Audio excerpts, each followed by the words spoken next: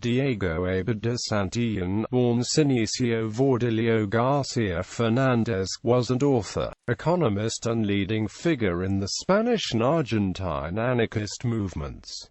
Early years. Born in Rero, a mountain village in the province of Leon in northwestern Spain, in 1897, Santillán emigrated at the age of 8 with his parents to Argentina. For the age of 10 he was attending night school, while working during the day at a variety of jobs, in particular on the railways. He returned to Spain in 1912, studying for his baccalaureate in Leon, before entering the University of Madrid in 1915 to read philosophy and literature. After the general strike of 1917 he was imprisoned in Madrid, where he came into contact with the anarchist movement in the person of Tomás Herreros, and then, after release under amnesty in 1918, returned to Argentina, working as an activist for the anarcho-syndicalist Federación Obrera Regional Argentina, and editing its weekly newspaper La Protesta.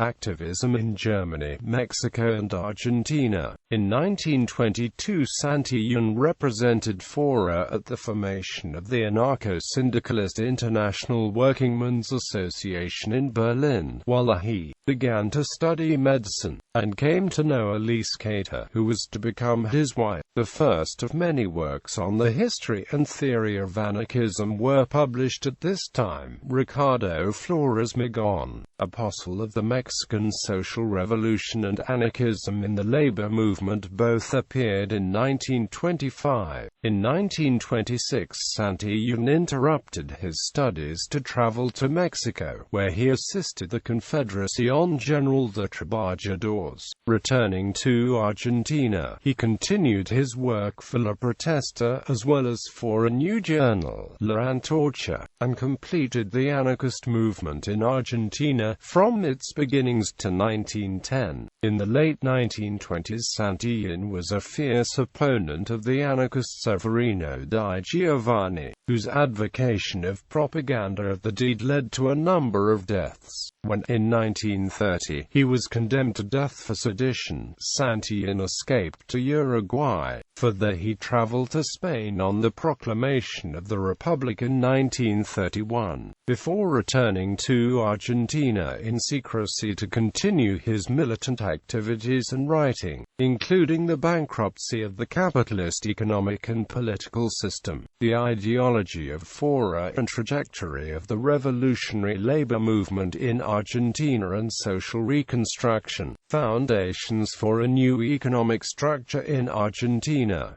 But by the end of 1933, he had returned once again to Spain, settling down in Barcelona. The Spanish Revolution. The following year, Santillán began work for the Federación Anarquista Ibérica, becoming, in 1935, secretary to its Peninsular Committee, and editor of Solidaridad Obrera and Tierra y Libertad. He also founded 3 new journals during this period: Tiempos Nuevo, Butleti de la Consellería de Economía and Timin. After the revolution in July 1936, he represented the FI on the Comité de Militias Antifascistas de Catalunya, which coordinated the various militias in Catalonia, and which formed, in the early years of the civil war, the de facto government of Catalonia. Anarchist economic theory seems to have been foremost in his mind at this time, as shown by the appearance of the economic organism of the revolution, published in the name of the anarchist Confederación Nacional del Trabajo. This was later to be reissued under the title after the revolution, Economic Reconstruction in Spain Today. Between December 1936 and April 1937 he served as Minister of the Economy for the Generalitat of Catalonia, while apparently maintaining an anarchist principles of free participation in politics.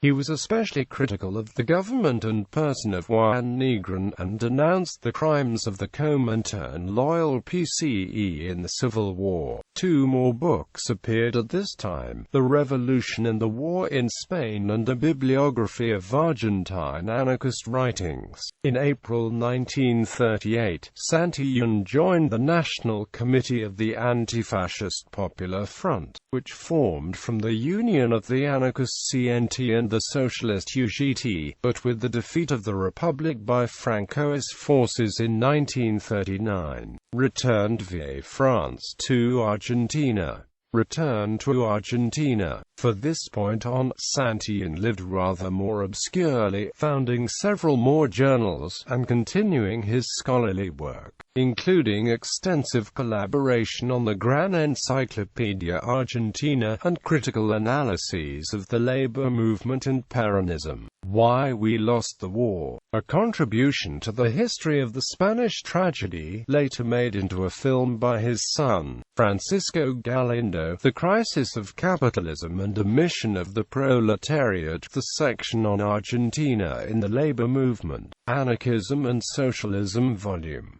3, Contributions to a History of the Spanish Labor Movement, from Alfonso XII to Franco. Notes on the Modern Political History of Spain and Strategy and Tactics, Yesterday, Today and Tomorrow. Further unpublished works, Ideas y Suggestions para una nueva estrategia revolucionaria and delincuencia política, along with the rest of his extensive archives, are held in Amsterdam at the International Institute of Social History.